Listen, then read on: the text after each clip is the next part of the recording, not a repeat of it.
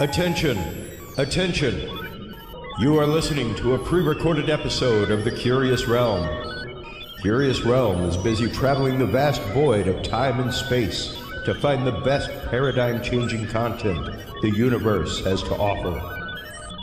Enjoy the following transmission, and remember, stay curious, curious, curious.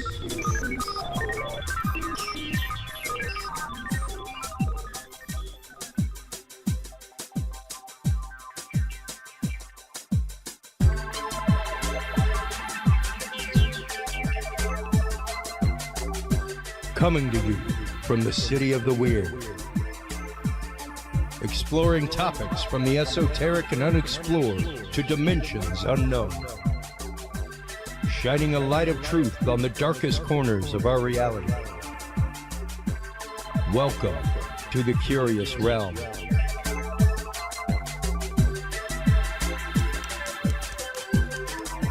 Well, hello everybody, and welcome to this pre-recorded edition of The Curious Realm. I am currently on location in Las Vegas at the Palazzo, one of my favorite places in the entire world, as is Venice, Italy, oddly enough, and Italy. We'll be getting into Italy tonight with our first guest. Our guest in the first segment is Katherine Chiljan. She is the author of Shakespeare Suppressed. The reason why I say Italy is, of course, Italy is featured prominently in the works of William Shakespeare, specifically Romeo and Juliet, and we'll get into some of Verona and a very specific orchard of trees there that you'd have had to travel to Italy to actively know it existed. And did the bard actually go there? So, welcome back to the show, Katherine Chiljan. How are you doing? It's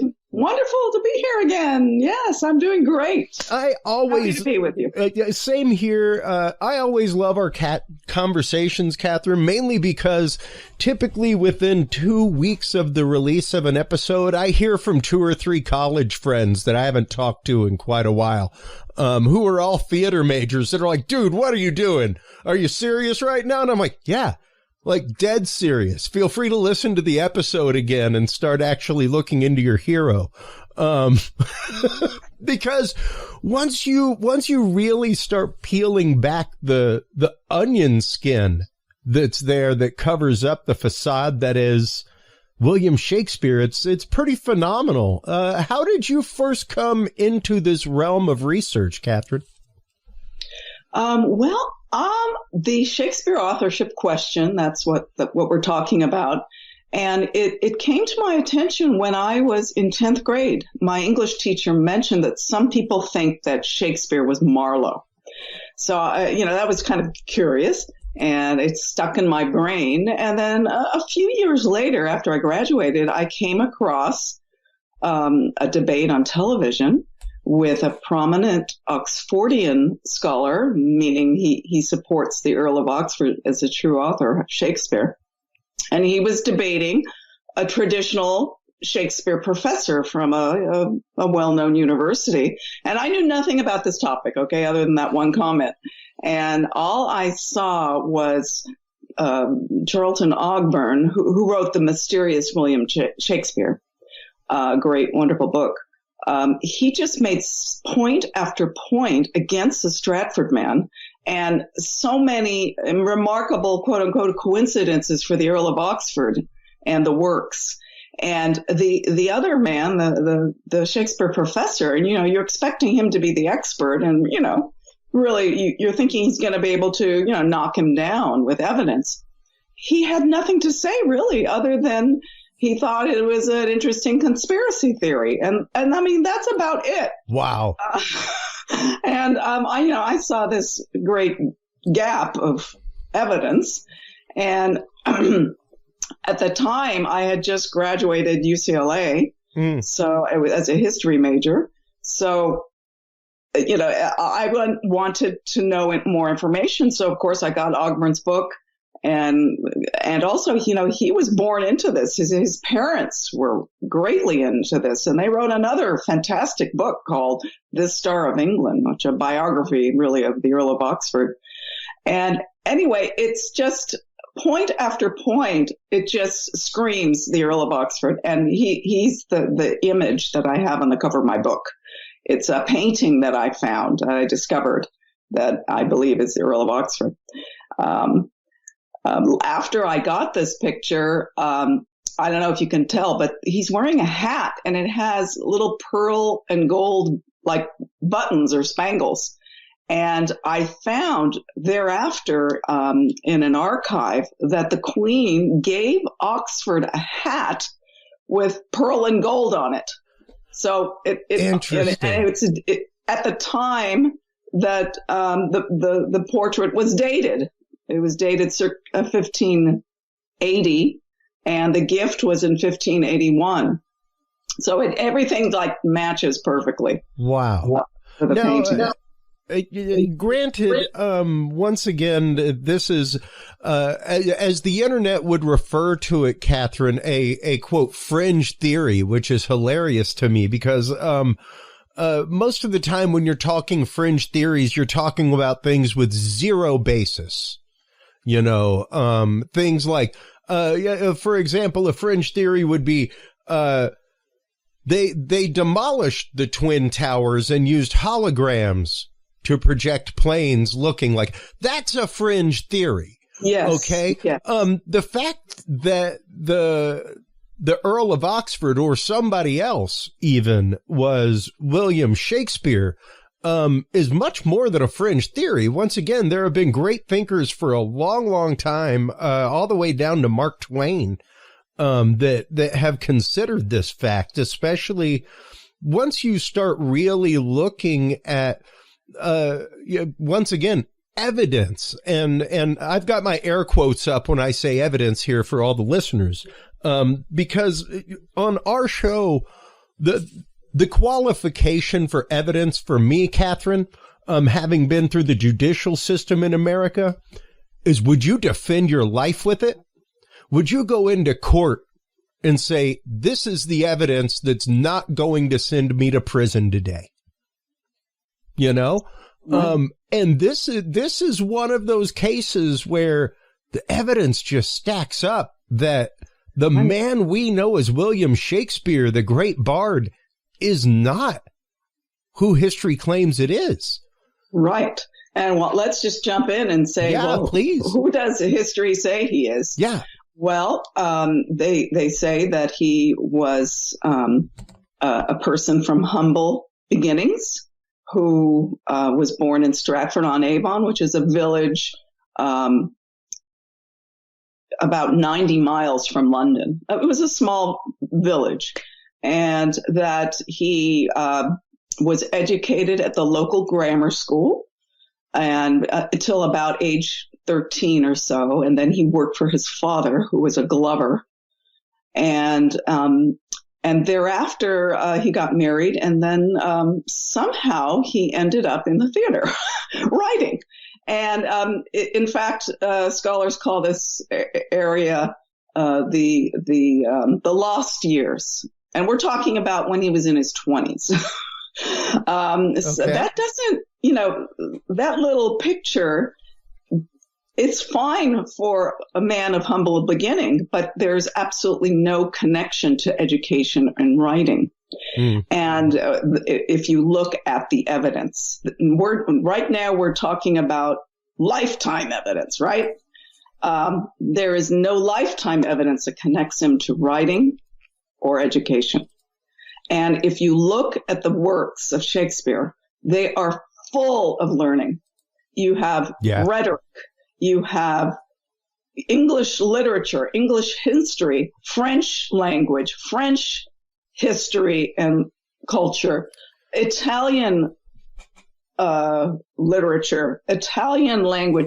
It goes on and on, his knowledge base. So those type of things that I just mentioned were not taught at the local grammar school, right? Yeah. And Shakespeare also knew the law. And you had to go, they called them law societies. You had to go to a law society to learn law, right? You just can't pick it up at the Mermaid Tavern, which seems to be the the answer that intelligent people will tell you. He just went to a tavern and picked up that legal language. That's a lot of legalese. Yes. Especially for an average person. I'm trying to remember just offhand. What was his lifetime? He was born in 1564. Yeah. And he died in 1616 for the Stratford man. So yeah, you are talking an average point in time where many things were still in ecclesiastic Latin. Reading, writing was still the realm of the elite. And many of the elite were still fully illiterate, other than knowing how to sign make their mark on a legal document. Right. Yeah. They had scribes. They had people that wrote for them. I think only about 30% of the people at the time were literate. Well, and once again, literacy is different than being able to sit down and scribble what William Shakespeare did, and in the style in which he did it. Yes. And the Stratford man, he was born to illiterate parents. And not only that, his children were illiterate. And he never claimed to be an author. His daughters, they never claimed, who survived him, they never claimed he was an author. His granddaughter, his last surviving descendant, she didn't claim either. The town itself was unaware that the great Shakespeare was from there for about over 100 years. So this is all, unfortunately, it's a construct. There were two William Shakespeares. That's what it boils down to. There was this who were involved in the theater. There was this Stratford man who the records show he was basically a moneylender and a theater shareholder. Okay. He was involved in the theater. But his name was only similar to the great author's pen name, which is William Shakespeare. And shake and spear is a noun and verb, spear shaking. And back then, spear shaking was another term for jousting. So it kind of gives away the idea that the great author was a jouster or liked jousting. And that was actually, it was more of an elite sport. They just didn't have, local jousting tournaments. It was a very affair where you have costumes, where you have devices, and it was meant to be performed before the Queen, these events. Yeah. And she would give you a prize if you won. So, you had to be very wealthy to actually even participate in jousting. Oh, absolutely. Absolutely. I mean, you had to be able to afford armor.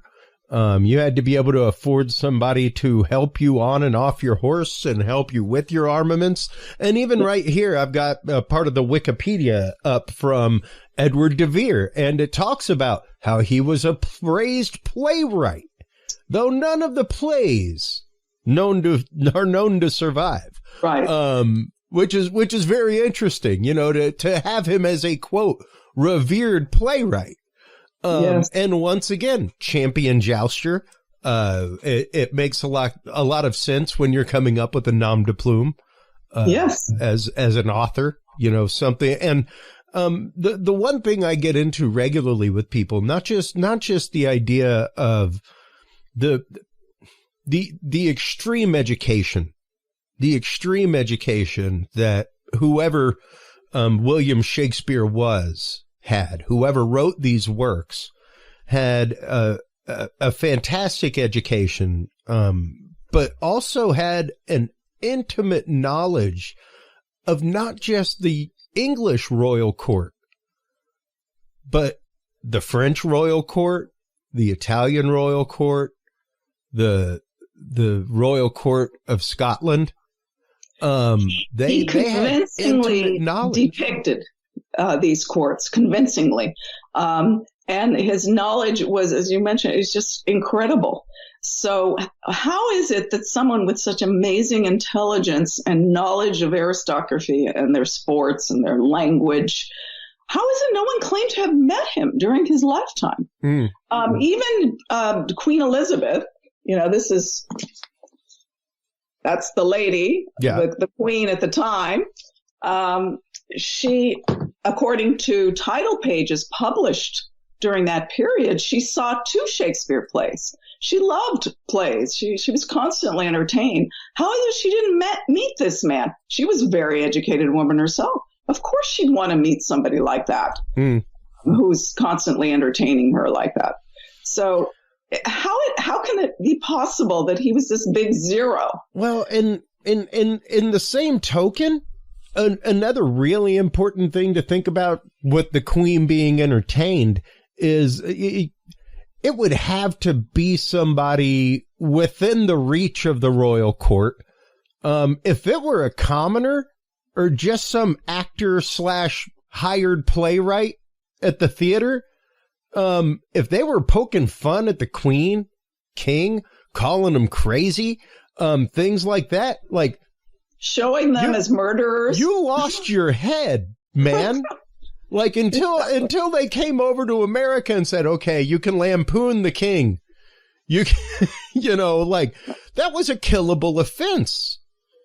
And there isn't just one play like that. There are strings of plays like that where there's buffoonery amongst the royal court. Things like that, where, there's active murder amongst the royal court and plots to murder people and things like that. And it's like, if this was just a commoner, like, whose daddy grew cabbage out in Stratford-on-Avon that was writing this, I think there'd be a different story, and a totally different story at the grave, about how he was killed by the establishment.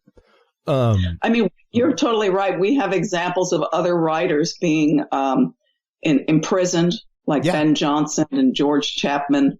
They were imprisoned for writing a play, and it was, I think, at least a month they were in prison, and a couple of high up aristocrats were able to get them out. But you risk your life if anything hinted at like rebellion or even talking about the succession. The Queen never spoke about who was going to, she was unmarried. She never spoke about who was going to succeed her.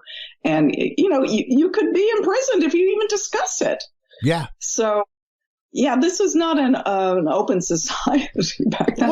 And another great example is the Essex Rebellion in 1601. The Earl of Essex tried to take over the throne. and in essence. And his supporters, the night before this rebellion, his supporters put on a play, Richard II. And that play shows the deposition of a monarch, right? Well, the rebellion failed. And interestingly, they questioned this acting troupe. And they said, you know, what's going on? Why did you put on this play like that? And they were dismissed. Everything was okay. But they never questioned the author, who was William Shakespeare. Why didn't they bring him in and say, hey, you wrote this play. Why did you allow it to be put on the day before the rebellion to warm up Londoners to join Essex in his rebellion? You know, no, never happened. Yeah. Yeah. And, once again, there's just a plethora of, there is more evidence to show that the man that we know as William Shakespeare, more than likely never pinned word on page that was spoken on stage one. Like, never happened.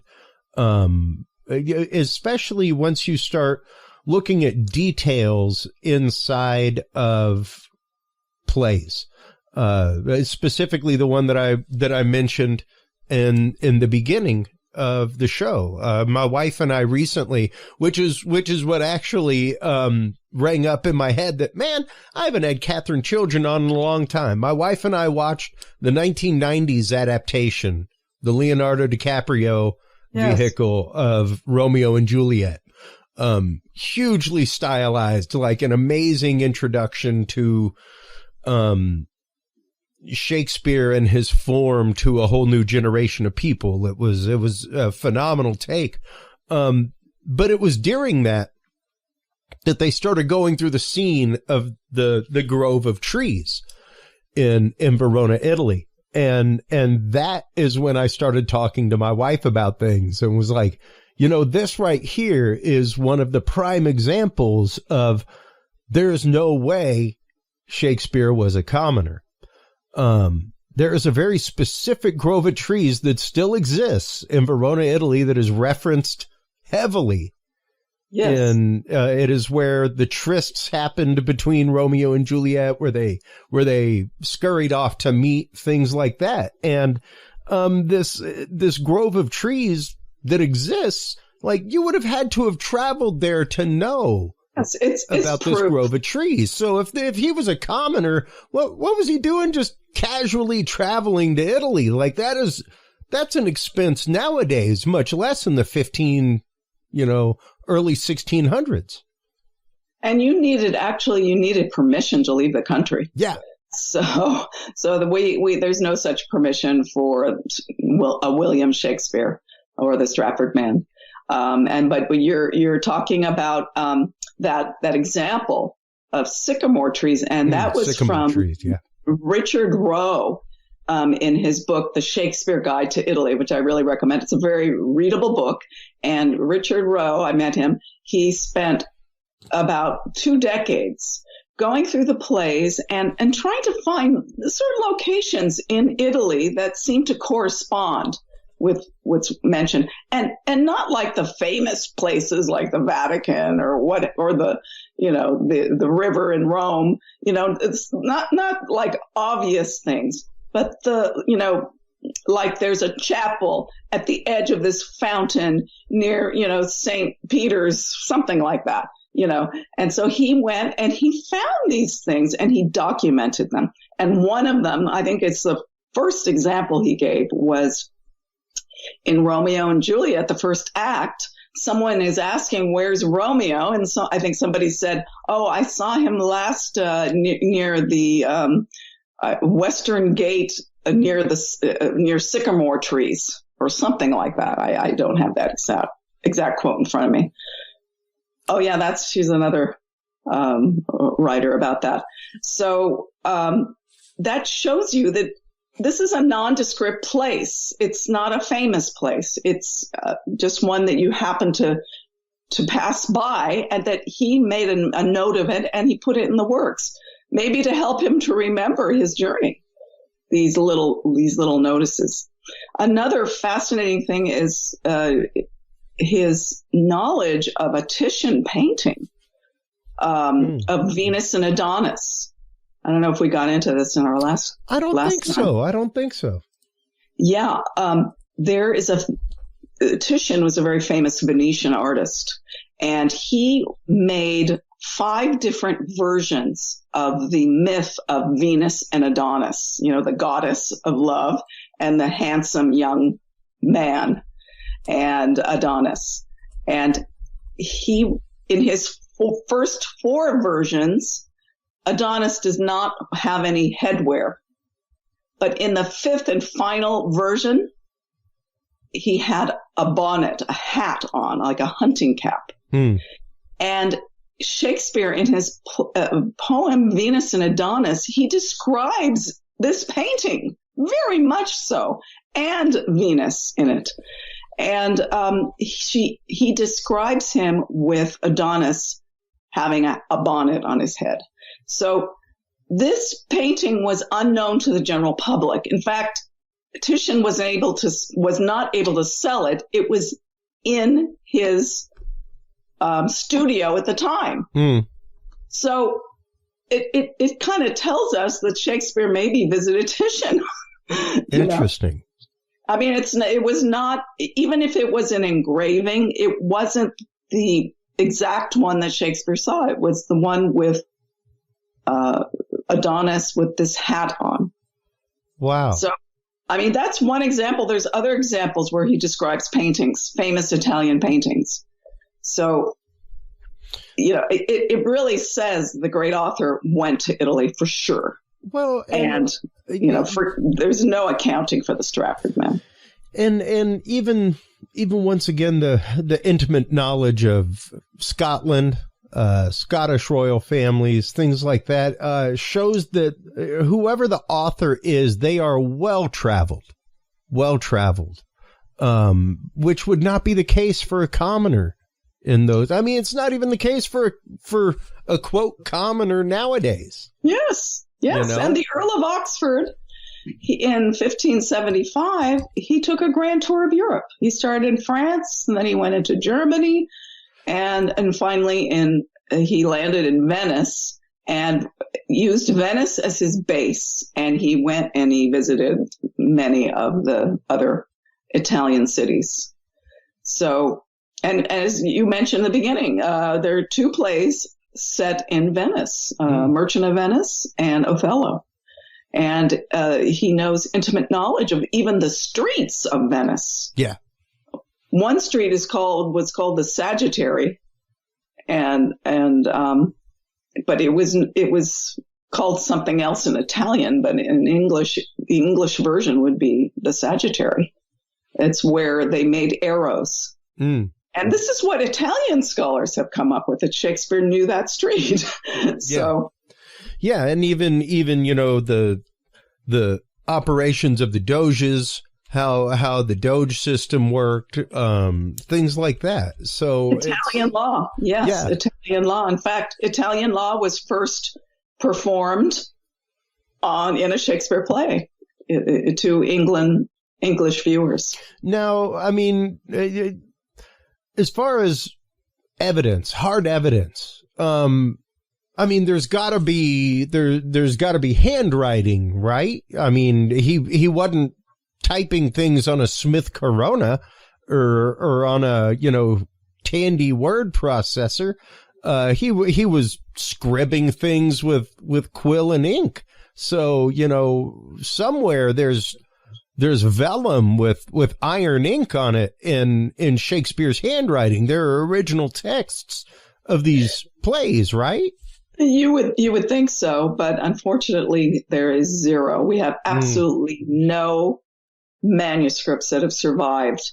No letters, no, play manuscripts, poems, portions, nothing. For the Stratford men, absolutely not at all. The Earl of Oxford, we have some surviving business letters in his handwriting. I actually held one, at the Huntington Library, which was exciting. Well, and that would be any time that you're doing research like that, like my wife recently was, her grandfather was one of the head homicide detectives of the Boston Police Department during the time of the Boston Strangler, things like that. And she wanted to start looking into things. She's like, I don't even know how to start that. And I'm like, well, you start with birth records. You start there. You go with, where were they registered for school? Where did their parents own property? There are numerous places that you can go to because, England's been keeping property records since the 1300s, since they've had scribes. So, you would think that there would be some sort of certificate out there, even a pay stub signed by William Shakespeare, the person that we know as the poet. Well, we do have 6 signatures in the Stratford Man. It's handwriting.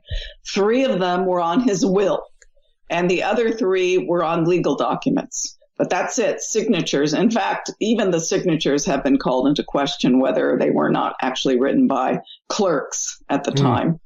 But outside of that, we have no records of any education for the Stratford Man, or that he wrote one letter, or that he received a letter.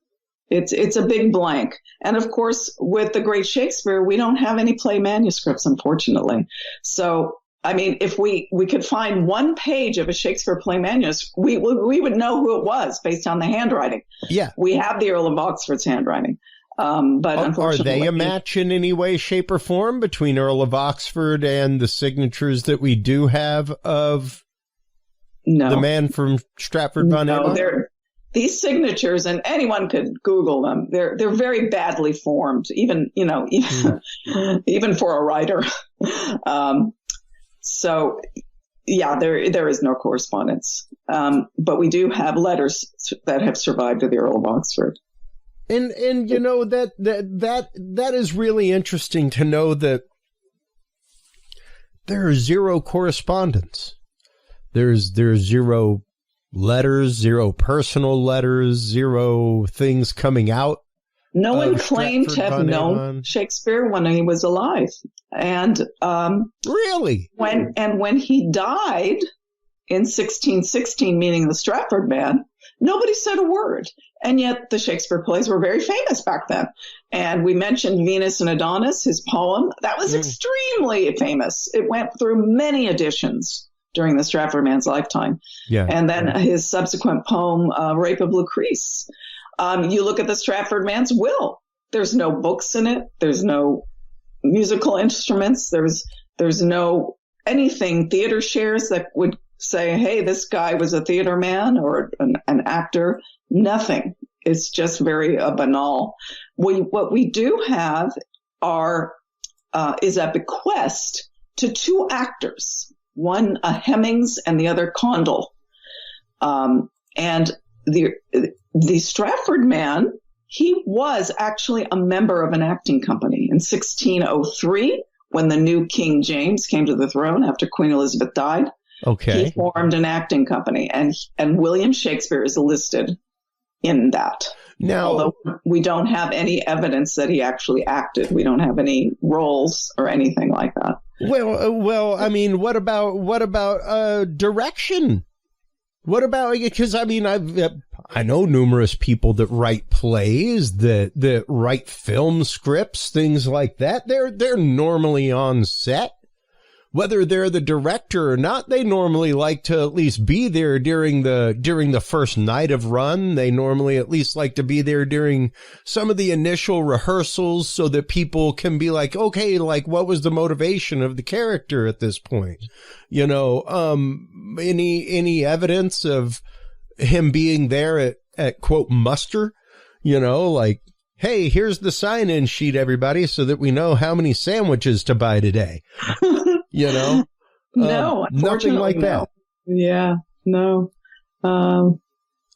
He was definitely involved with the theater, the Stratford Man. That's why he really became the perfect person to confuse the authorship with. And of course, I believe that the great author, who was the Earl of Oxford, he died in 1604, and the Stratford man, who died in 1616, I think that after both their deaths, someone arranged it for there to be this confusion, this William Shakespeare of the theater with the William Shakespeare pseudonym. And that at that event converged in the first folio of 1623. And that's where you have the first reference of the association of the great author with Stratford and with Avon. And of course, there were many towns with the word Stratford in it and Avon in it. But, if you make these two little hints, people are going to put it together and say, yeah, this is that town outside of England, Stratford on Avon. And so that's it. From thereafter, no one has looked back. Nobody has questioned it. And even right there, yes. in the Shakespeare Oxford Fellowship about William De Vere, his father sponsored his own company of actors who toured through the region. And the Earl of Oxford himself had, he sponsored acting company and called the Earl of Oxford's Men. And he also held the lease on a theater. Well, and he'd also, during his lifetime, traveled to most of the locations that these plays took place in because of his uncle, who took him in. Yeah? His uncle, you mean Arthur Golding? Yes. Yes, his uncle was a top Latin scholar, and he probably lived with him at William Cecil's house. He was the Lord Treasurer of England, and he was probably used as his Latin tutor.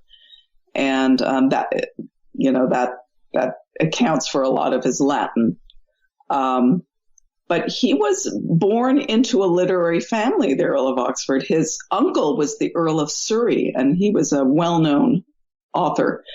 As we mentioned, he had an acting troupe. He staged entertainments before Queen Elizabeth. We have that on record.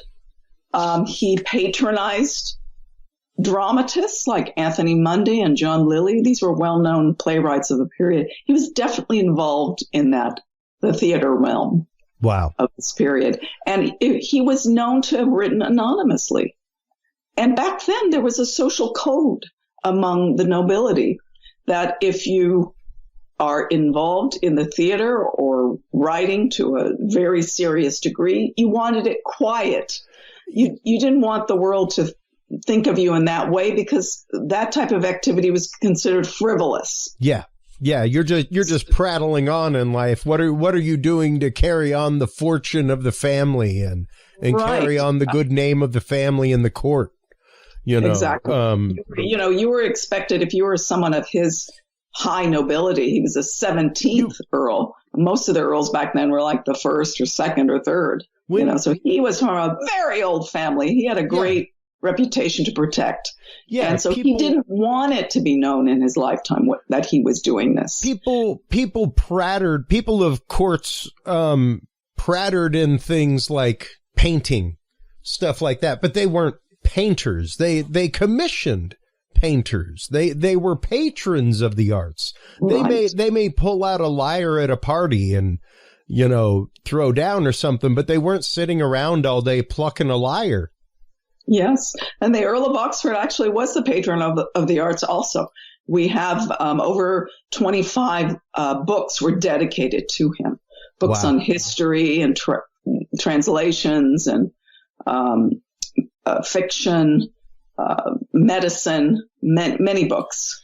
So, now, he was 100% involved in the literary world and the intellectual world. Well, and once again, even coming from a family of published authors at the time, knowing where to get something published, specifically at that time, totally different. Like you had to know where bookbinders were and things like that. It's not like you could go on to Amazon, give them a script and some artwork and say, publish. Yes. In fact, if you wanted to buy a book, you would go into a bookstore and they were loose. Yeah. They were loose, and then it was up to you to bind it, to have it bound. So, yeah. And even looking at the differences between the person that we say, or the man from Stratford and Edward De Vere, just vast differences. We have a few more minutes with you here, Katherine. Let's start talking about why. I mean, there's once again a plethora. There's more evidence to show that William De Vere is more connected to the works of William Shakespeare than the man that we know as William Shakespeare, the Stratford man, as you call him, to make that distinction. But why? Why obfuscate this? Why continue an obfuscation if this is the case? What's the purpose? What's the quid pro quo for that? Yes. Well, as I mentioned, during his lifetime, he didn't want the world to know what he was doing. Okay. However, it would have been perfectly acceptable for him to get credit after his death, and his works could be published with his name on it, his plays. It would have been no problem. But that courtesy was not extended to the Earl of Oxford. And that is really the great question. Why? Why didn't he? Like, a great example is Philip Sidney. He was a courtier poet. And during his lifetime, he did not publish works of fiction under his name. He had a couple pamphlets that he published, but not literature. But after he died, he died in war. His sister, about 5 years after his death, published his work called The Arcadia, and she was a countess. So, and he was a courtier poet. She felt no problem with putting his full name, and her name too, on this Arcadia by Philip Sidney, a very long, really more of a novel with some verse in it too. So why wasn't that same courtesy done for the Earl of Oxford? And, as we mentioned, that's a great question. And there's a lot of theories out there. I think an important one is that a lot of these works had some satire in them. And I'm not saying deeply, mean type of satire, maybe more on the gentle side. You're talking about a couple of, there's one where a woman goes crazy because of the things she did. Blood. I can't get it off my hands. There's some deep satire in some of those, as far as what happened to the royal families that did people wrong and things like that. So, well, a good example would be William Cecil Lord Burleigh, I mentioned before. He was the Earl of Oxford's guardian. When Oxford was 12, his father, the 16th Earl, died.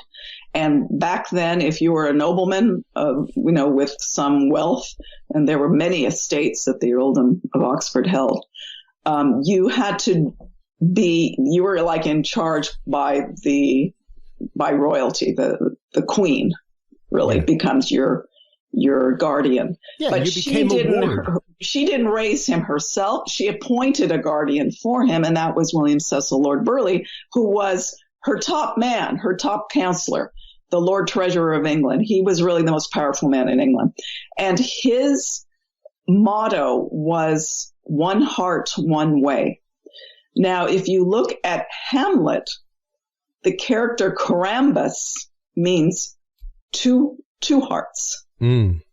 So we have a little indication that this character, who was with the second printing of Hamlet, was called Polonius, and that's probably how most people will know the name. But in the first edition of Hamlet, his name was Corambus. So that is telling us we have a little satire going on the most important man in England at the time. And also his son, Robert Cecil, who succeeded him in power. Many people during this period associated Sir Robert Cecil with Richard III, the hunchback. Yeah. This Sir Robert Cecil did have curvature of the spine. So, and he was a bit ruthless. So people saw parallels with this guy. And, again, that's another two, demerits against Shakespeare. He's criticizing powerful people in the plays.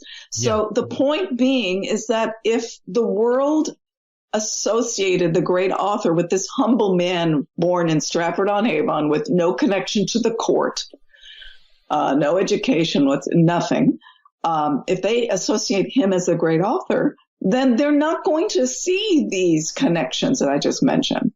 They're not going to know. So it's a way of decontextualizing the works. And there were other little, like Sir Christopher Hatton. He was satirized in Twelfth Night, a comedy. But there's little things like that. The Queen was actually a character in some of the characters, but of course always positive, like Sylvia in Two Gentlemen of Verona. So I believe that actually the Earl of Oxford wrote these plays initially for her entertainment.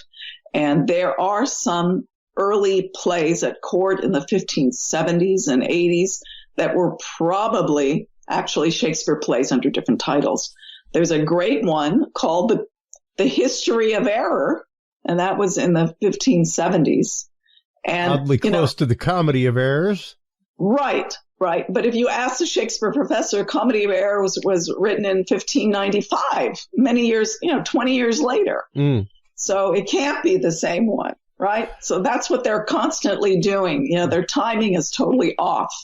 So they can't not see these early play productions at the court as Shakespeare plays. Well, now it just kind of sounds like Hollywood is following Shakespeare's footsteps with the remakes.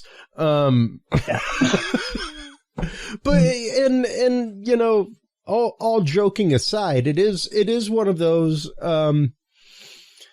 It's phenomenal to think about and remarkable to see the attachment, because it's not like this is gravity, Catherine. It's not like this is E equals MC squared and we figured out that the C for the constant is totally different and it changes the universe as we know it. It's some books. Right. Maybe written by somebody else. It's no different than if in 100, 200 years from now, we find out or forget that Richard Bachman is Stephen King. I didn't know that. The author Richard Bachman is the pen name for Stephen King. Oh. Man's got 20-something books. I mean, Running Man is one of them. Running Man is attributed to Richard Bachman. So, what if in 100 years, it's just forgotten that was a nom de plume for Stephen King? That's right.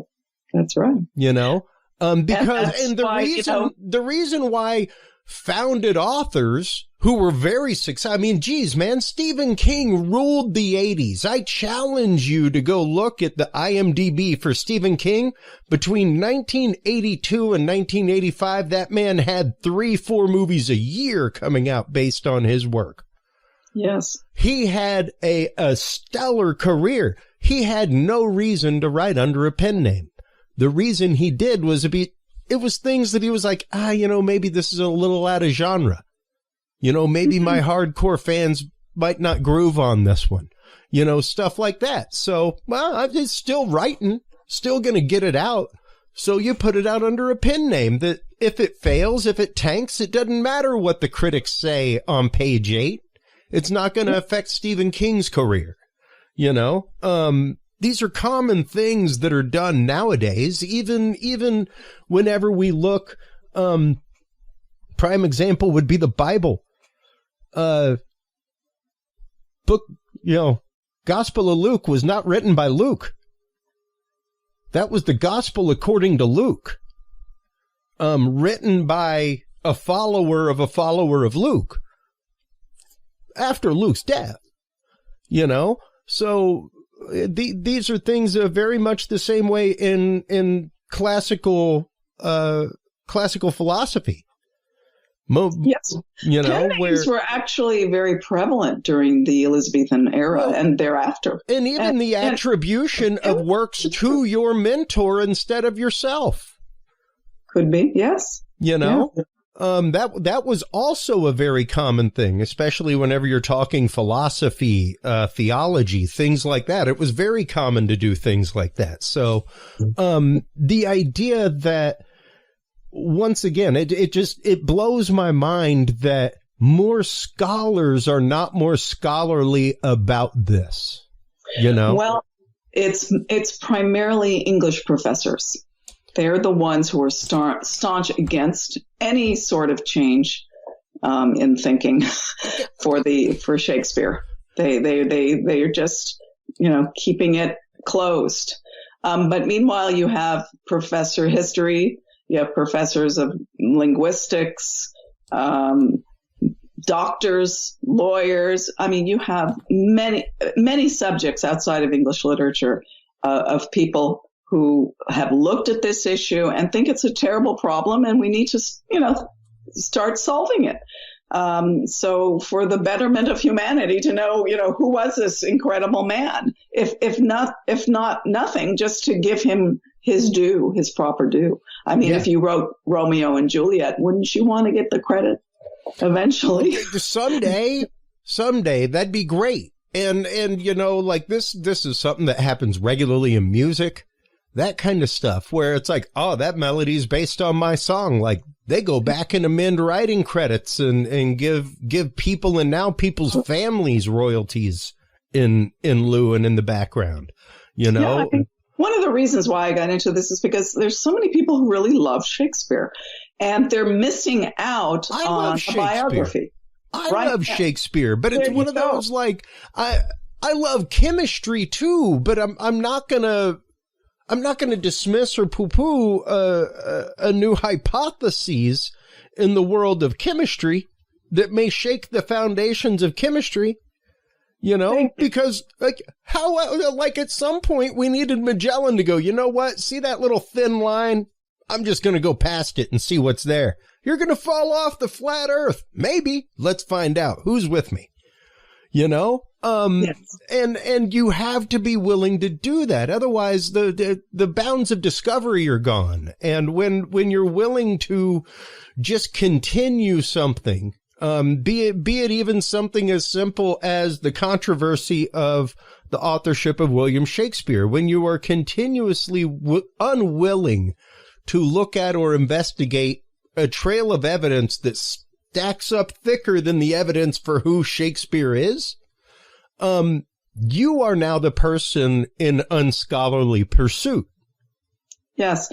And in fact, this year was published a great book called Shakespeare Was a Woman and Other Heresies by a journalist, Elizabeth Winkler.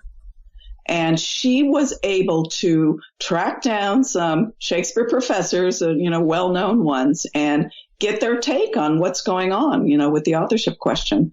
And, some of them allowed her to ask questions and others would not. But she took it from the point of view of a journalist. She doesn't have any, favorite author in mind who Shakespeare could be.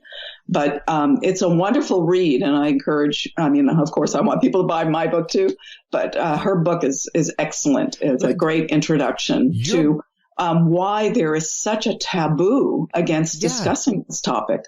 She on a recent interview, she said the professors have turned this into a moral issue. Yeah. Yeah, no, it's not a historical issue. It's a moral issue. It's like, no, like we're treating it like if the book has a soul, it's horrifying. It's horrifying. And when you see that, when you see the literal want of confirmation so bad that you are willing to dismiss evidence, that you are willing to let cognitive dissonance just take over, And for those of you out there who may not know the concept of cognitive dissonance, it's basically the idea that when you are presented with evidence against what you believe, you are willing to just dismiss that offhand because it goes against what you believe. No matter how much it stacks up against what you believe. That's exactly what's going on, unfortunately. Man, and it's just one of those, if it can happen to literature, that's the example here, and why I love having this conversation, because why is it so sacred? It's not a book of nonfiction. It's not like this is, like we're debating Abraham Lincoln's autobiography. We're debating the authorship of works of fiction. 400 years ago. Made up works to begin with. So what's it matter if the dude that you said made them up ain't the dude who made them up? Like that boggles my mind, Catherine. Yeah. Well, what it means for those who are holding out, their papers will be in future judged wrong. Their biographies will, be laughable. And they'll probably be doing psychological studies of why they, put up, a wall against this whole concept. Yeah. Absolutely. That's the tragedy. And I would think that, I've been into this almost 40 years doing research and writing and things like that. And I can't imagine being a traditional Shakespeare scholar thinking that all of my 40 years will be worth nothing. I mean, or if I'm incorrect, if points are brought up that are wrong. No different than any theoretical physicist who's been chasing a line of theorem for 40 years. And, well, I guess that calculation was wrong. Yeah. I can see where that might hurt, but it doesn't discount your work. It doesn't discount your research with the known quantitative that you had. The question is, because I say it on the show all the time. I am a believer's believer, Catherine. I on numerous topics. However, I'm also skeptical. And my job as a capital S skeptic is to be looking for the evidence that makes me go, well, I'll be darned. There it is. I've been looking for that. Mind changed. Yes. That's my job as a skeptic, not to destroy people's paradigms, not to come in and try and disprove things, but to look at things from a common sense point of view and be looking precisely for the piece of evidence that is so wowing that makes me go, well, that changes the way I think about things.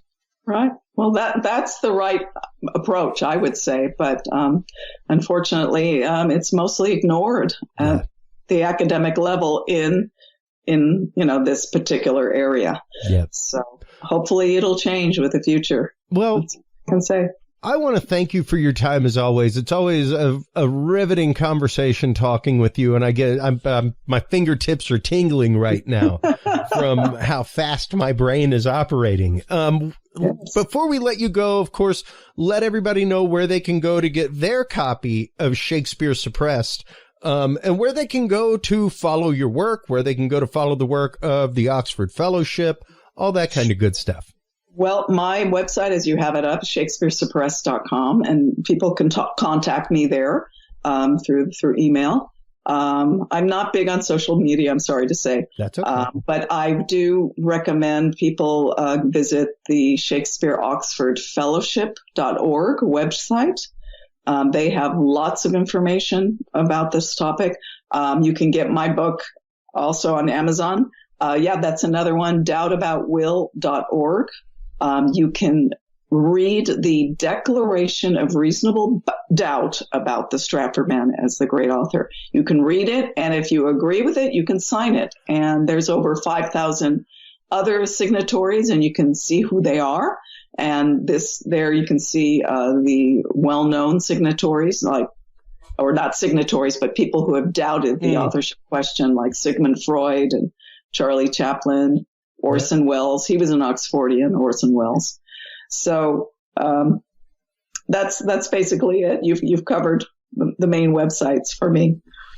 Awesome. Well, once again, thank you so much for your time. It is always a pleasure to talk with you about this lost part of history and how we can recover and course correct.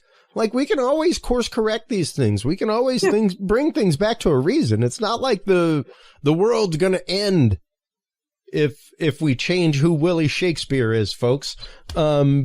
Be willing to look at the evidence. Be willing to check that stuff out. Katherine, thank you so much for your time today. Hold the line real quick while we close things out with the audience. While you are online, getting your copy of Shakespeare Suppressed from Amazon and checking out all of the amazing work of Katherine Chiljan over at shakespearesuppressed.com, make sure to stop on by Curious Realm. CuriousRealm.com is where you can find all of the episodes. That is where you can like, follow, subscribe, share, comment, all that kind of good stuff. We're listed all over our social media there.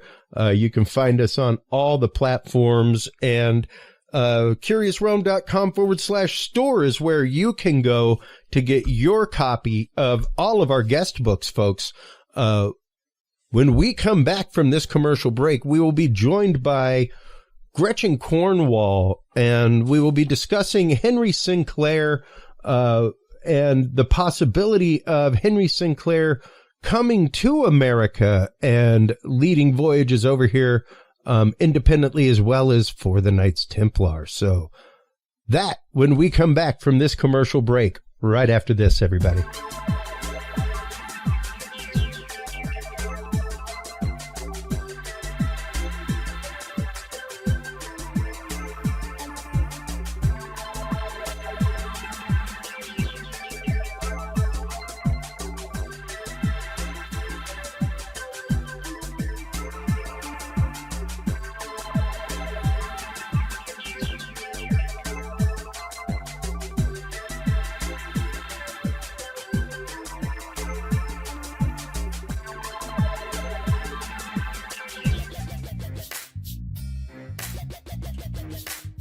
With the rise in attention to the health benefits of cannabis and cannabinoids, including CBD, True Hemp Science has become one of the premier providers of full-spectrum CBD and CBD-related products. Using a proprietary spagyric process, True Hemp Science extracts maximum benefit from the whole hemp plant. Buds, leaves, stems, seeds, even roots. Every part of the plant is used and then reused to formulate a rich, complex profile of CBD, CBD derivatives, and terpenes guaranteed to provide the relief and benefits you need daily. Visit TrueHempScience.com to experience the best CBD oils, edibles, and topicals on the market today. And use code CURIOUS7 to save 7% off your entire purchase of $50 or more and get 2 25 milligram CBD cookies or brownies free. That website again is TrueHempScience.com, and the code is CURIOUS7.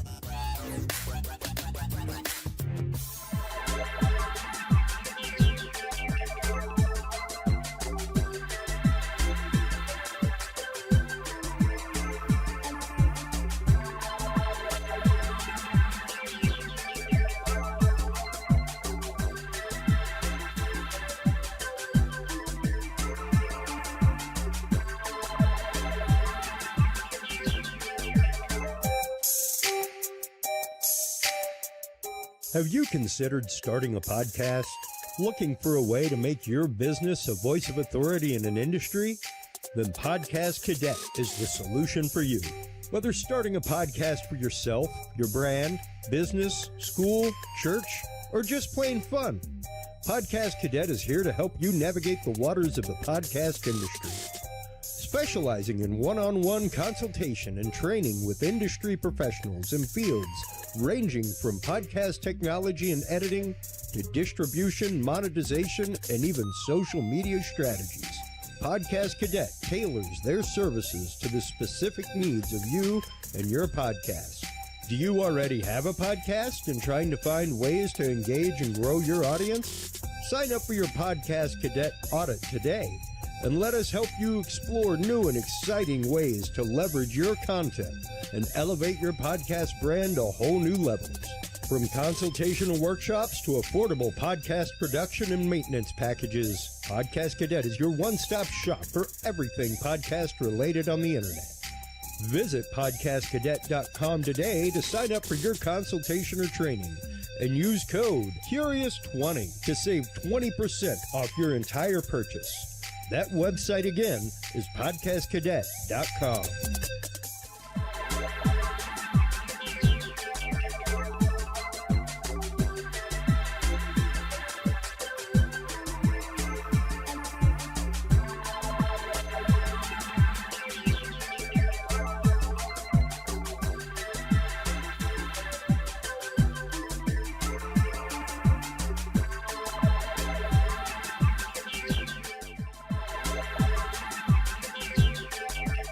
The Curious Realm Podcast is your source for the latest and greatest news and events in the world of the paranormal, esoteric, and forbidden knowledge.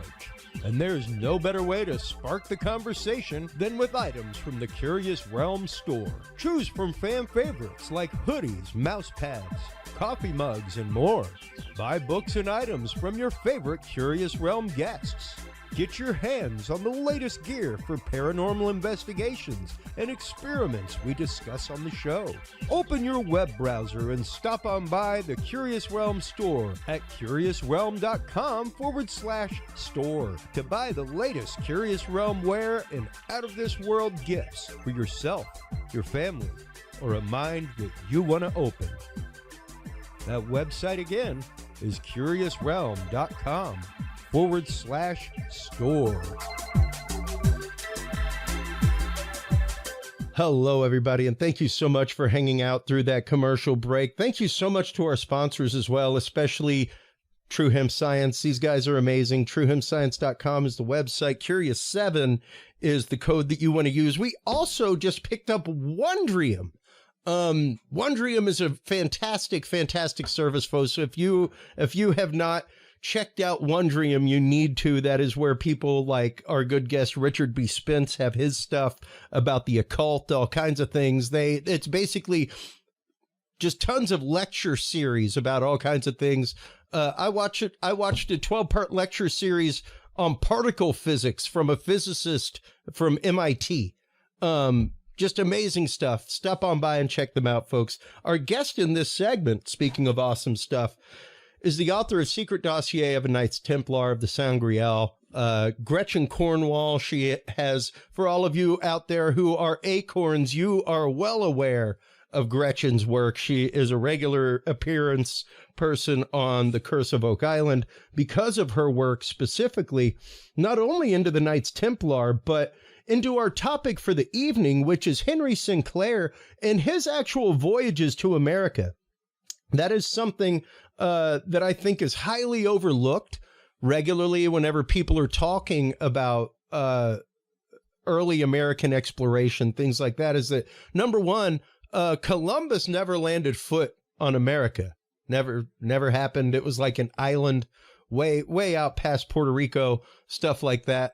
He followed a map from Amerigo Vespucci, and interestingly enough, Amerigo Vespucci knew where the place was from the Vikings and stuff like that. So that is what we will be getting into, is that bridge of gap between the Vikings and Amerigo Vespucci and how all of this came to be, because we were discovered long before we were told in school, folks. Welcome back to the show. Gretchen Cornwall, how are you doing, dear? Hey, thank you. Really happy to have this conversation with you, Christopher, and with your loyal podcast followers. It's exciting to be here. It's just always such a great, we just ping right off of each other. It's just fun. It is always super fun. I love our conversations. Yeah. They are lively and literally chock full of information, because your research goes all over Europe. It goes all over the United States, specifically the East Coast and Western, or not Western, but Central United States, like upper Minnesota area, things like that. And you've shared some great videos with us. You were part of an awesome Templar series that is available on Amazon. I purchased that a while back, and just recently, before we did this recording, I sat down and watched them all again. Incredibly informative, talking about the Templar buildings all across Europe. And you have assembled a fantastic video about all of that you shared with us. When did you first start getting into Templar research? How did you first come to this field of study, Gretchen? Wow. Well, that would have been 1995. And I found a book written by Lawrence Gardner, who passed in 2010, Bloodline of the Holy Grail. Mm-hmm. And that just opened my mind in a human way. I had read Bajent Leon Lincoln's very journalistic work, Holy Blood, Holy Grail, but Lawrence Gardner made the topic of the bloodline that Mary Magdalene had children and was married to Jesus or Yeshua. So that was what did it for me. And I deeply felt through research that the Templars were not only part of that family grouping, but were involved in protecting the spiritual traditions and also those that carried it bodily. Wow. So that's a tall statement, but yeah. But it drives me that their why is beyond, I believe, the spiritual remit of the other. Here we go. Oh, La Rochelle, France. The Templars practically ran that port. This is a proximity video I put together. Chateau de la Rochefoucauld. They are fascinating and overlooked important bloodline family. Well, and this video that you've put together really kind of shows, as it goes from location to location, the vastness of this Templar network across Europe and their connections. And Richard Lionheart, his grandmother was a Rochefoucauld. Here is his chateau on the north side of the Dordogne River. It's huge. It's military. It's a fortress. The French would have been on the other side trying to hold the line against him. France, of course, then did not look like it does today. We're going to Dome Prison, where Templars were held in 1307 for about 7 years afterwards as well.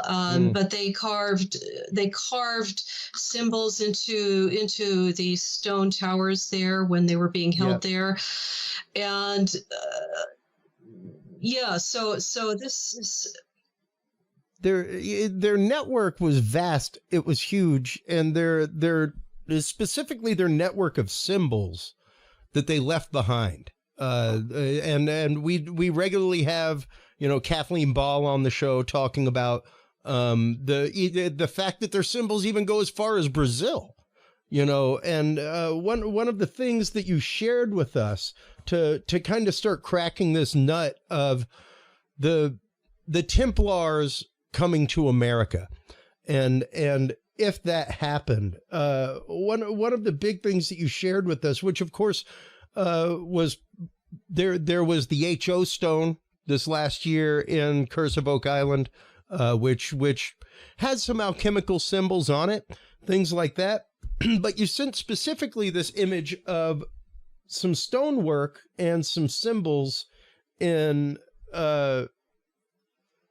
Nova Scotia, right up the road, not far down the road in Nova Scotia itself. And let's start getting into some of these symbols that are on here and exactly what they mean, Gretchen, because I think it has a lot to do with why the Templars were coming to America to begin with. Oh, it's all about resources. Spirituality can be practical, but not everyone within the order would have had the aptitude for spiritual initiatic capacities. Yeah. However, so North America had been visited repeatedly by the Norse, the Danes, and I look forward to talking about that. And there is a crossover and a tie, but those symbols that you saw there are practical, and they would have been considered alchemy going back and have spiritual principles tied in with them, but they are very practical. So on the left-hand side, you have copper. The next one over is saltpeter, which is necessary for gunpowder. The next one over is actually a crescent moon. It's not that carving is curved, but the lighting and the way that the Corian Mall, whose image this is, was graceful enough to let me borrow it. He made it look a little more peaked when it's actually a smooth, curve. So that's the crescent. Excuse me. So that's silver, but it's also representative of the moon. The last one is really trippy. That is a Cistercian symbol, but it's been altered a bit. But the Cistercians are the older cousins of the Knights Templar. Yeah.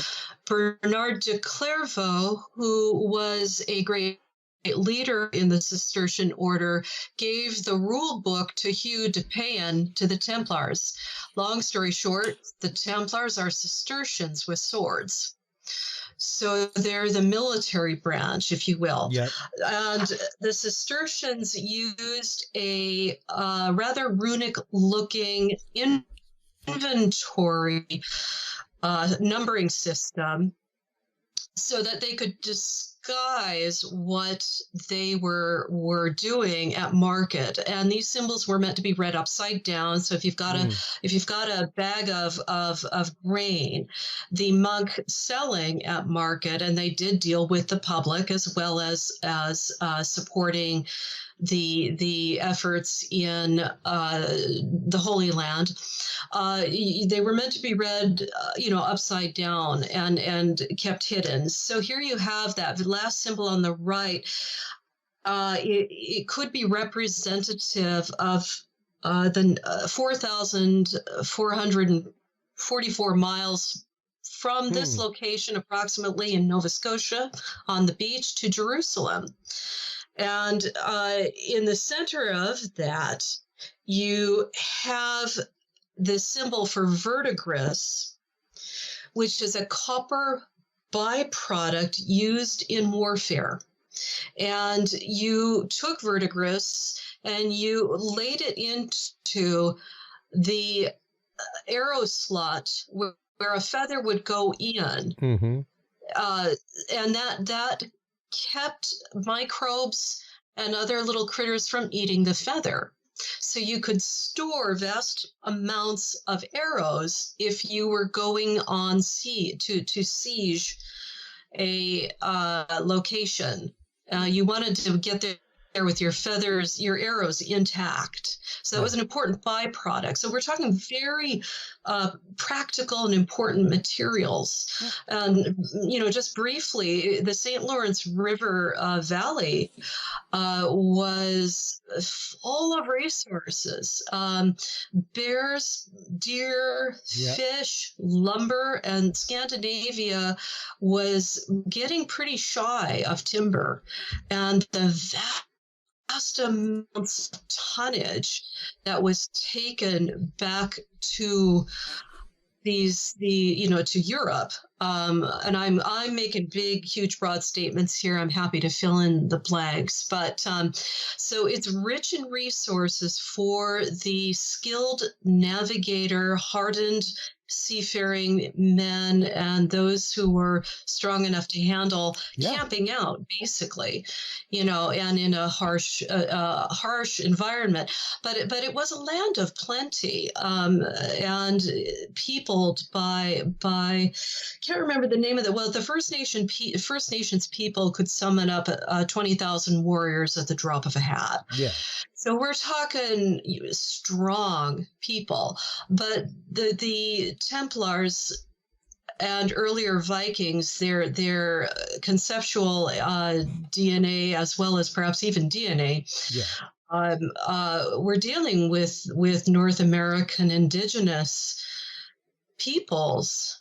Because they had to mind their P's and Q's because they could get clobbered otherwise. Absolutely. Yes, the Mi'kmaq flag.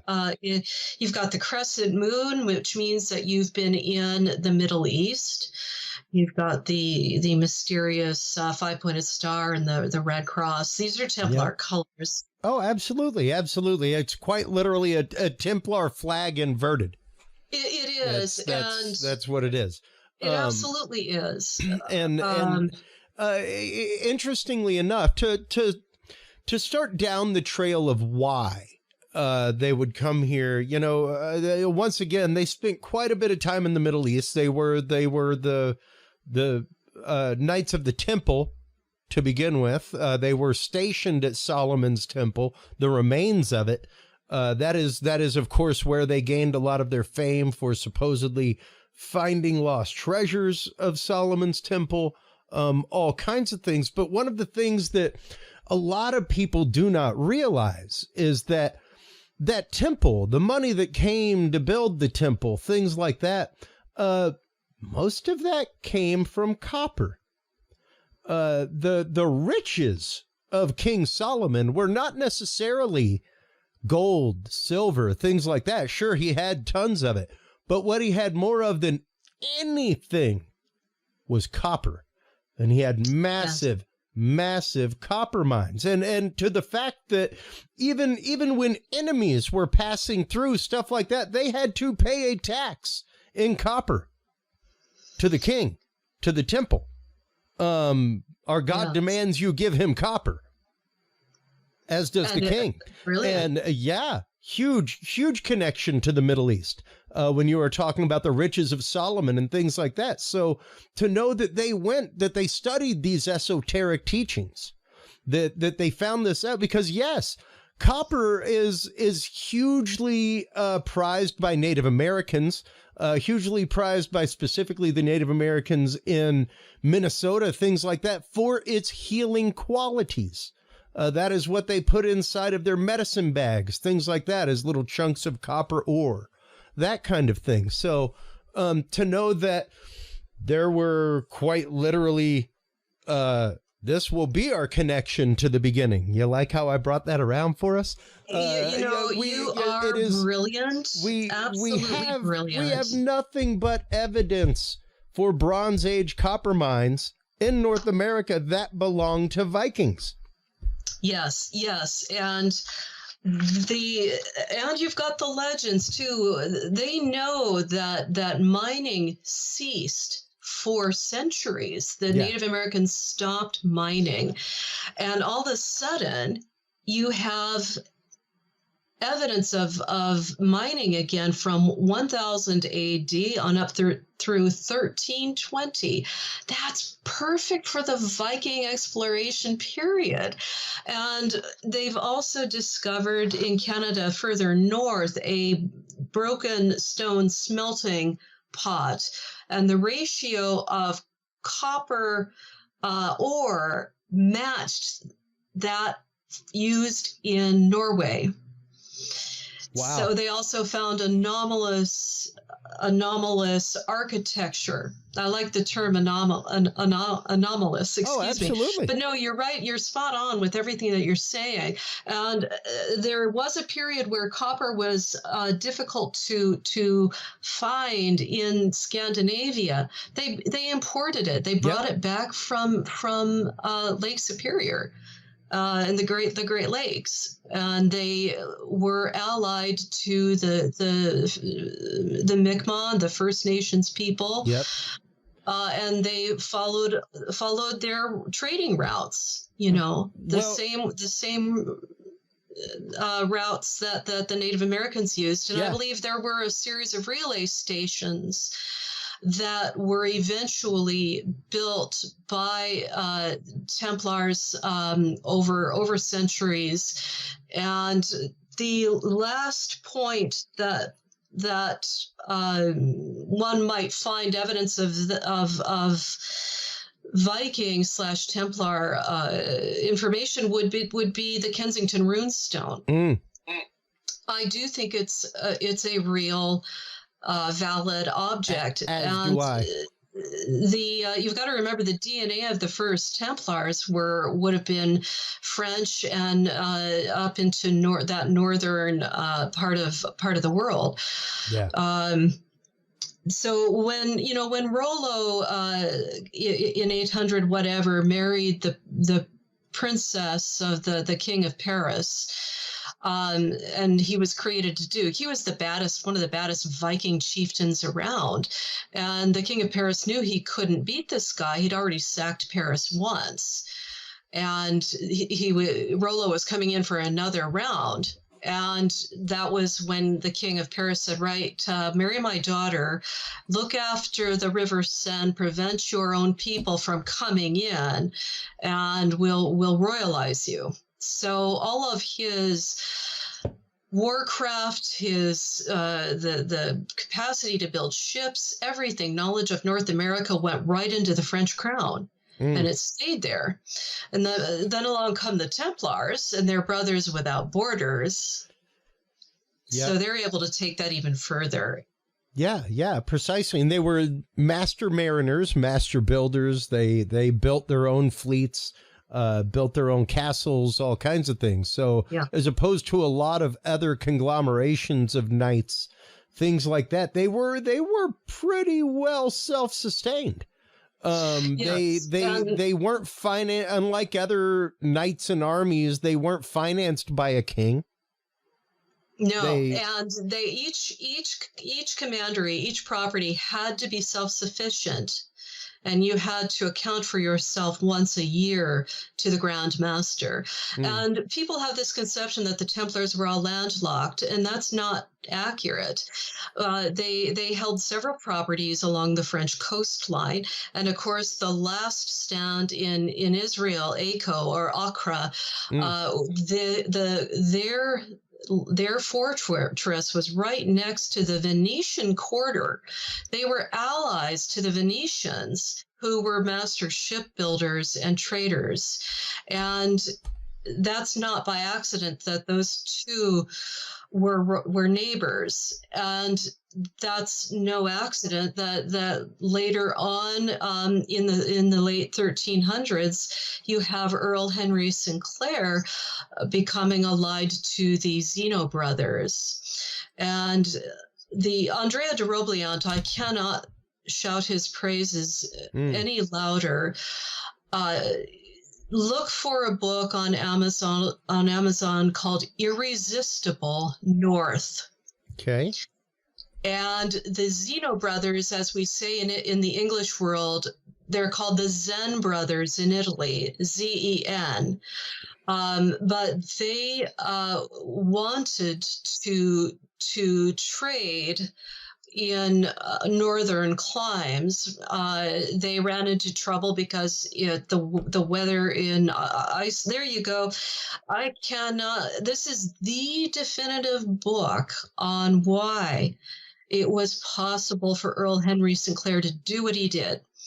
And Andrea de Robliant is a professor.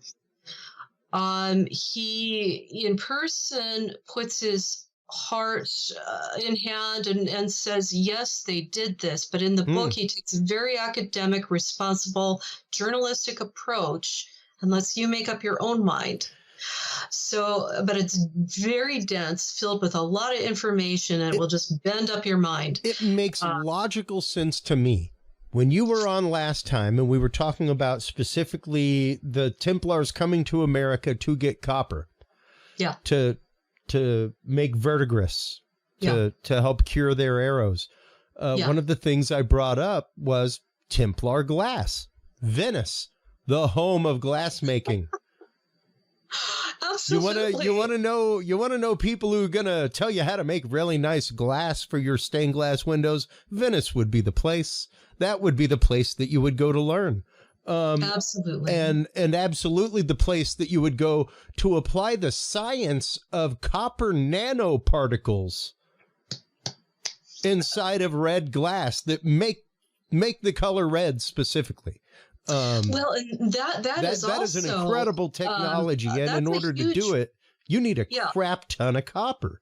Yeah, and also blue, believe it or not, requires copper. That's and, right. Everyone makes a big deal, rightfully so, about this particular color blue at Saint Denis and Chartres. Yep. And I believe, just to be awkward about this, I believe that if you want to have some fun, what if and this is written down that the ark had been covered with blue cloth.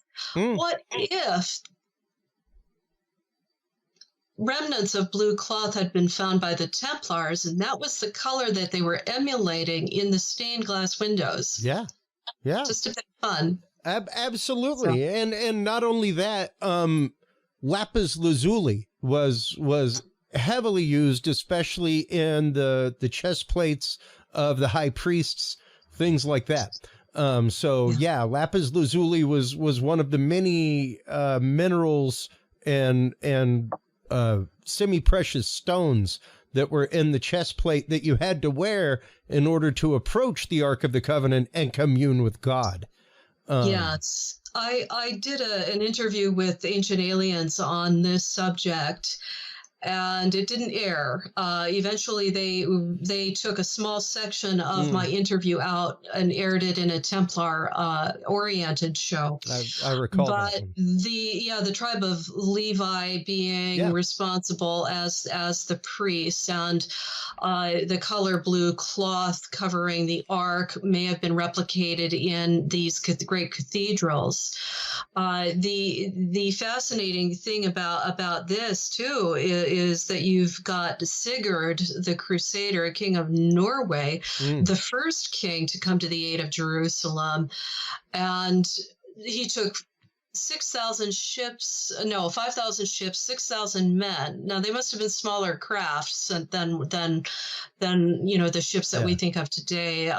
Probably a caravel, but he would have needed to have taken a lot of warfare.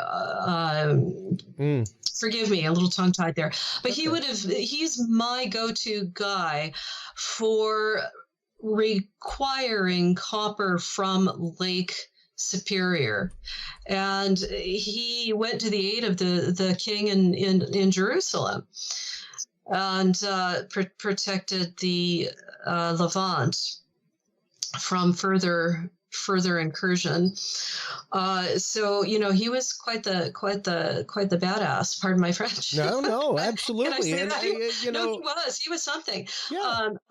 So he was the first royal to respond. And it was called, I believe, the Norwegian Crusade, but it was King Sigurd, who has my vote as to who was potentially mining. Now, that first crusade, I'm going to forget the date on that one. I had it a moment ago, but that Norwegian crusade was it was allowed the 1100s, but that I still think that he was not the only one. He was following up on what was already happening. So I think that the Norse were mining. There we go. We're mining in Lake Michigan from 1000 AD on up to 1320. Wow. So, and that 1320 is interesting because that's the within living memory of the Templar order being shut down. Oh, absolutely. And definitely within the time that Henry Sinclair was out gallivanting around the Atlantic. That was within living 1380 memory, to 1390, right up around there. Yeah, Andrea de Robliant pins the voyages from 1380 to the latter 1390s. And that's much earlier than a lot of people state. So we're talking about repeated visits. And, this is tough stuff. Not everybody survived. And of course, you've got the grave slab of Sir Gunn in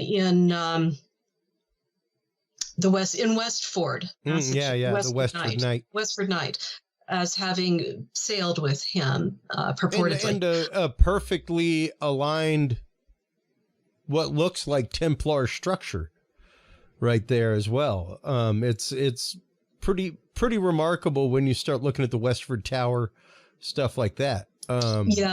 Yes. And I think we'll find more in the future. This is not a story that's over. There is more coming.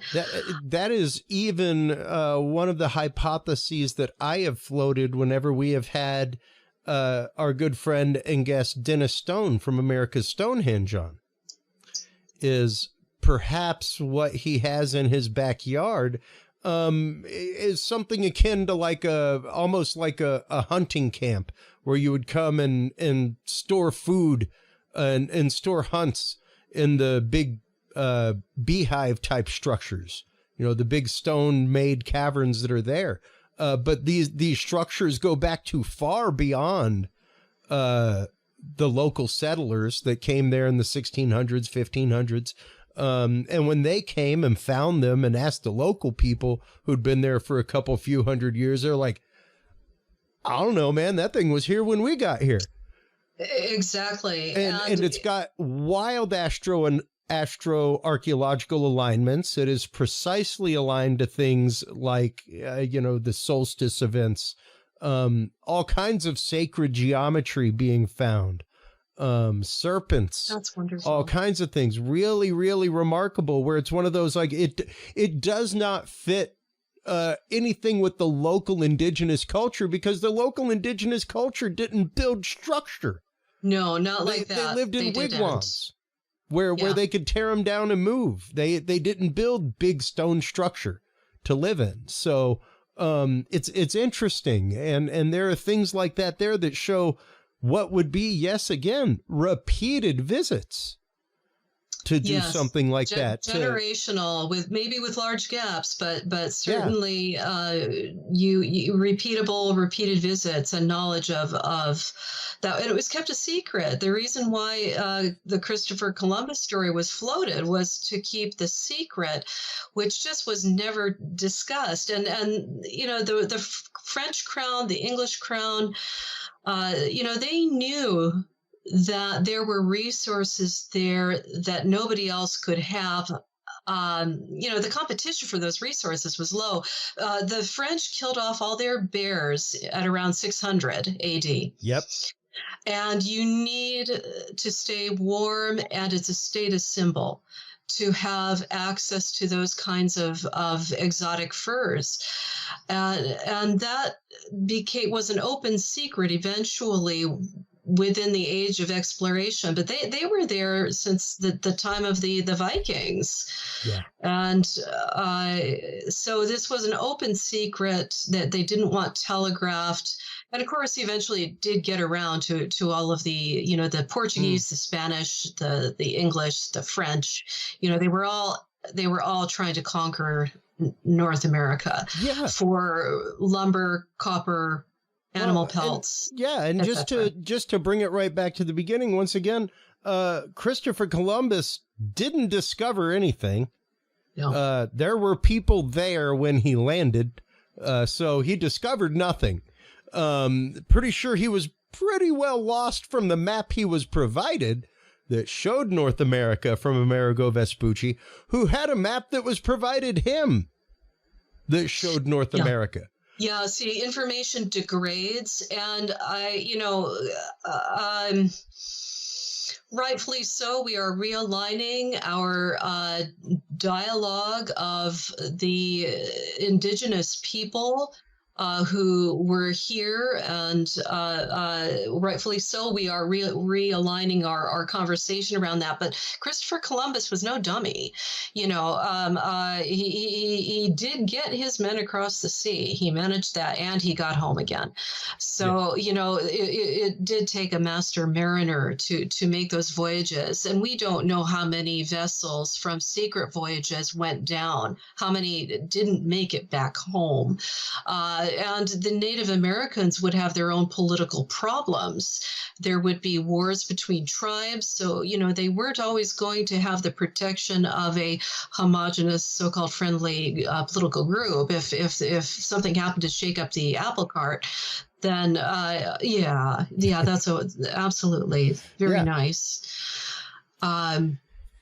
It's so many intelligent scholars that held information and passed it down, and with their life in their hands, you know, set sail.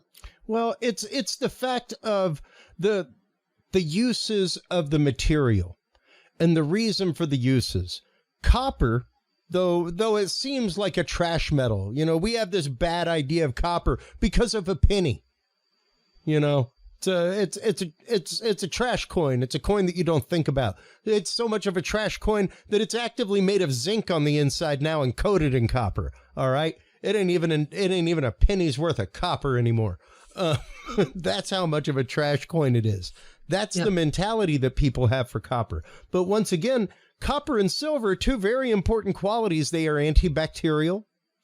They are commonly used in all kinds of alchemical formulae. But in addition to that, one of the things that made King Solomon so rich and so powerful, specifically from copper, was because if you add just a little bit of tin, a very common material, to that copper, you end up with bronze, which is very sharpenable and very hardenable. Bronze is a much better substitute than steel for arrow points. Yes. Steel is very expensive to produce. Steel is very time consuming to produce. Bronze is not. It's at a much lower melting point. It's much easier to produce in the field. It's much easier to produce 1,000 at a time than trying to produce and sharpen 1,000 steel arrowheads. You know, and now that you've mentioned this, they've recently discovered within a Cistercian abbey smelting capacity. Imagine next to the palace in Norway, not far. Wow. So there was an alliance between the king and the Cistercians, who are the cousins of the Knights Templar. Wow. And the Cistercians, I can't remember the name of the abbey, but they were, the academic world is hailing this one particular abbey in France that had 8 forges as practically saving Europe's industrial revolution. And we're talking in 1100, 1200, 1300. The concentration of expert metallurgists, blacksmiths were at this one abbey in France. I believe that was kind of northern-esque France. Began with an F. I apologize, I can't remember. But they were making horseshoes, spikes, anything you could think of, and selling them en masse to the general public. The Cistercians were your blacksmiths, and your metallurgists. Yep. In Norway and in northern France. This is a paper that I actively just found talking about the fact that there is a huge cadre of smelting areas that are Cistercian.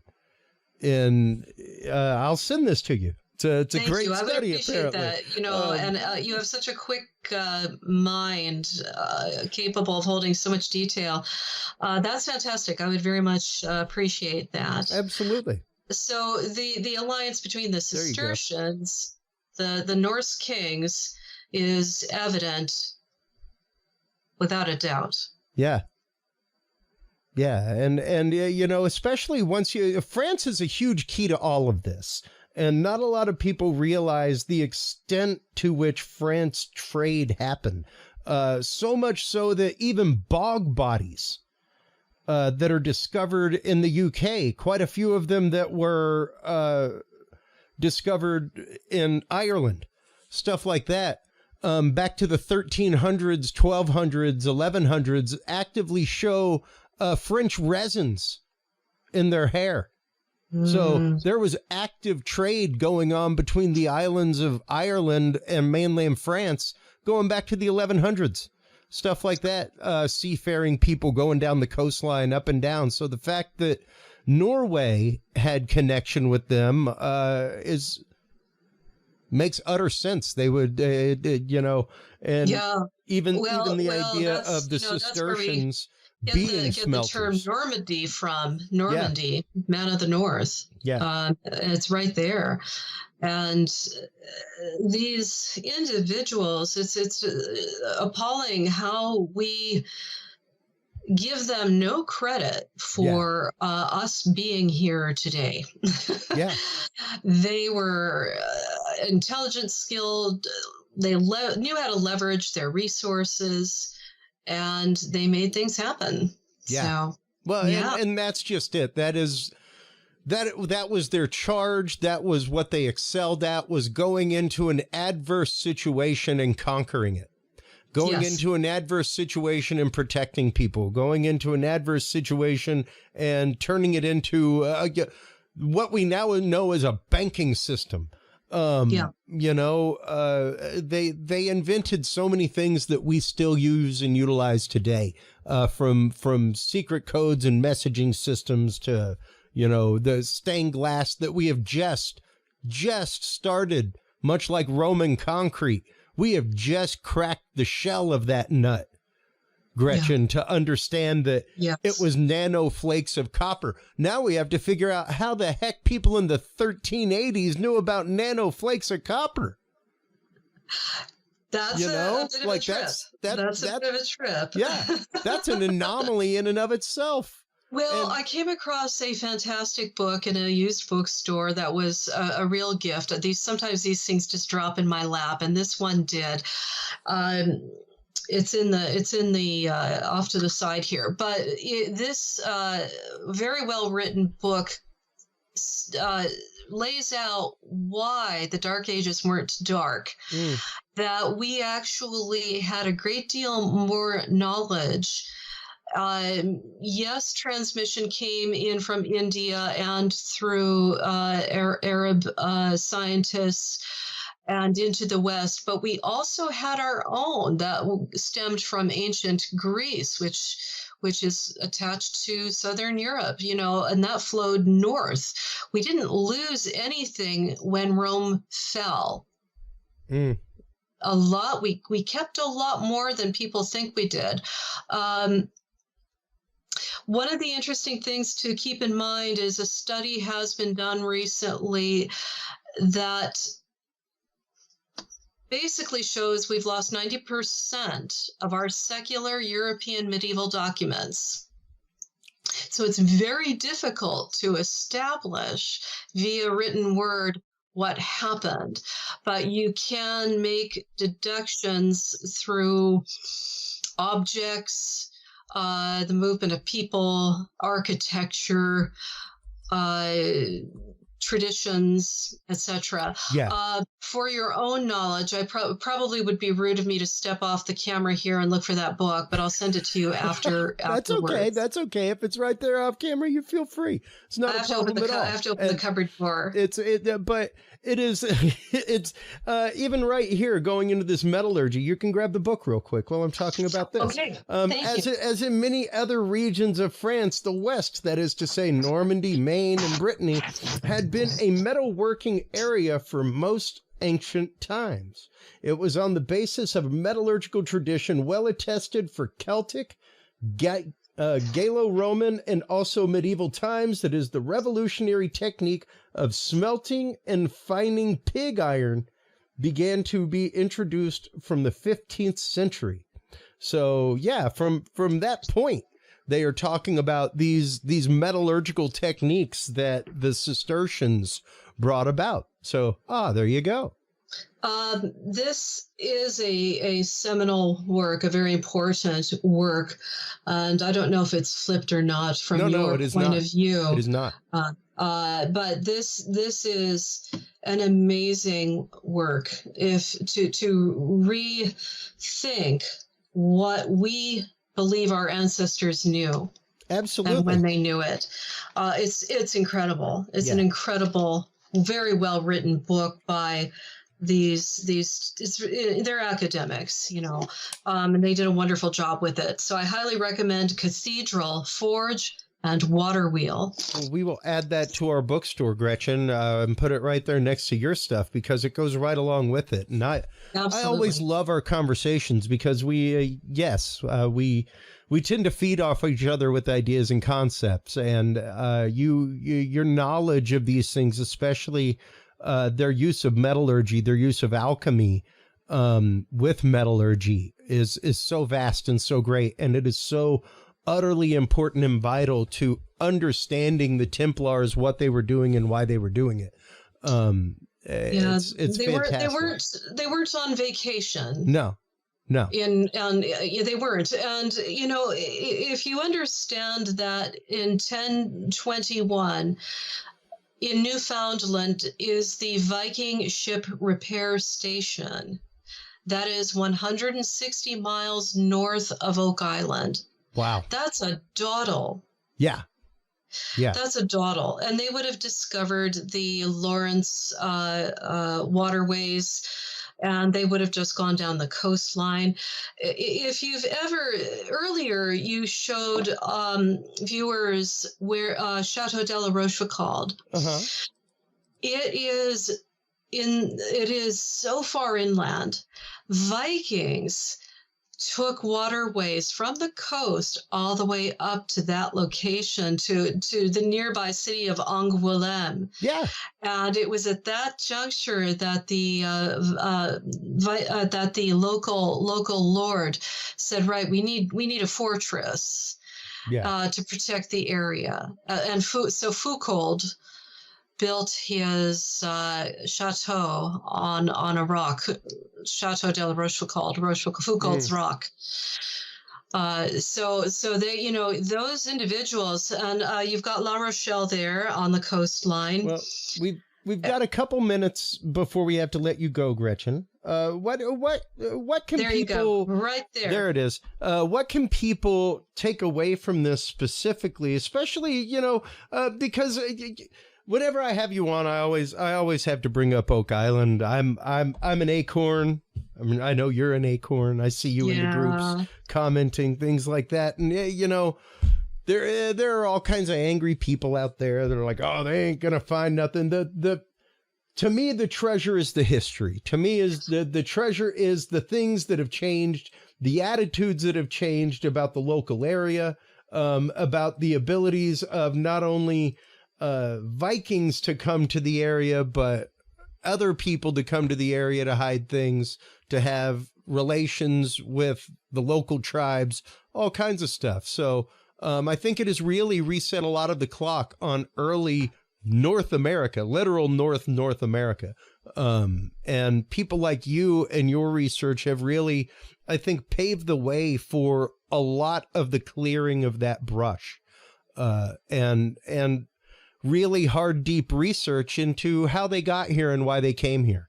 Aside from any mishandled rumors, aside from, hey, I ain't saying there ain't gold at the bottom of a hole. There's probably tons of gold at the bottom of a hole. I don't know. But there's been a great journey along the way of knowledge and discovery, and that's what we're here for, is that conversation. And I want to thank you for always coming on and having that conversation, Gretchen. Well, thank you. I really appreciate our conversations as well, and exchange of the mind and kinship. I do want the Lagina brothers, their family, to discover their treasure. That's what this started out as being. And astonishingly, they they have graciously accepted the centuries-old story that through science is becoming more and more unarguably there. Yeah. Well, that's there. just it. I mean, you can't ignore it anymore, and they've accepted that, and they're pulling in some very intelligent researchers who have dedicated years to this topic. Yep. They've got scientific equipment that can't be beat. They're leveraging everything they've got at it, and it really is the story about people. In Oak Island, whether you can't stand it, you're still out there talking about it. That's right. And you've gotten together with grumpy people who are now your friends, and you get to be angry about it once a week, and you get to talk. And over on the other side are the people who are going, yeah, I understand that piece of evidence. I understand what's being said here. This piece of wood is significant. Yeah. So it brings people together. It's a phenomenon in itself. And the history is the treasure, but I hope they find the real. I hope they find bucket loads of gold, man. I hope so too. I hope they find bucket loads. Honestly, because it has been an ongoing thing. That was one of, and I mean, even to the credit of Oak Island, not even the show, just the legend of it. Like, that was one of the first shows I ever heard on Coast to Coast AM. Was talking about Oak Island and, how Roosevelt was involved in a search there. And, were the Illuminati involved with a search there? Was Bohemian Grove involved with a search there? Like, all kinds of stuff. And it just blew my mind. And it was one of the many sideline topics like this that came across my table from that show. And I've been fascinated by it since, and the connections it has, to the Knights Templar are remarkable. The connections that the Knights Templar have to North America, Northeast America, to Central North America, the Midwest, stuff like that are deep. And incredible. The wharf they discovered dating to 1200.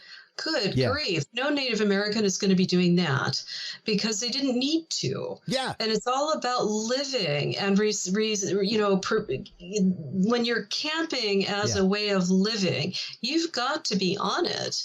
They're not going to do something like that on a whim. I mean, those layers on that stone wharf are from God, it's so deep. I can't remember the depth, but 6, 10, 12 feet deep in places. Yeah. That's huge man hours with a specific heavy duty purpose. And there are other structures, the lead cross, relating to the, mine in Gard, France. That's shut down in 1340. Yeah. You can't, you can say, that was dropped there. But Gary Drayton is a professional metal detectorist.